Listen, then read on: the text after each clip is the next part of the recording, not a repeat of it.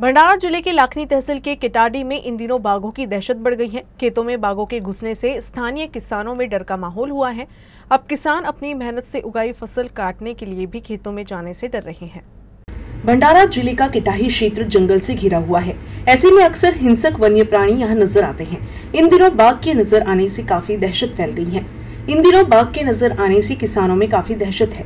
बाघ कभी खड़ी फसल में छिपा रहता है तो कभी पूरे इलाके में खुलेआम घूमता दिखाई देता है, जिसके कारण किसान अकेले खेत पर जाने से कतरा रहे हैं और उनका खेती का काम ठप हो गया है।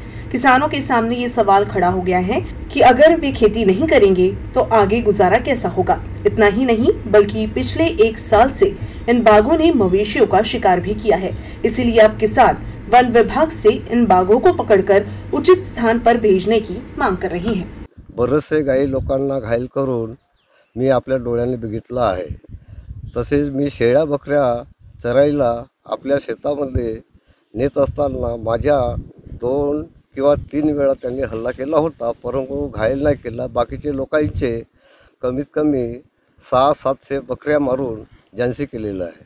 तसेच गाई वगैरे बैल म्हैस यांना भी घायल केलेलं आहे। काही मरण पावले, त्याची भरपावती कमीपणा भेटते।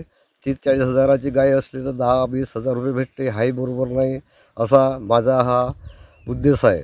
माझे शेत हे जंगलाला लागून आहे आणि मी शेतामध्ये मिरची ही नगदी पिके घेतो, परंतु गेल्या 1.5 वर्षापासून वाघाच्या दहशतीमुळे आमचं मिरचीचे पीक हे धोक्याचे आहे। कारण की आम्हाला एकल्या 2 जणाला वावरी येऊन राहता येत नाही, काम करता येत नाही। त्यासाठी आम्हाला 4-5 लोक गावातून आणावं लागते।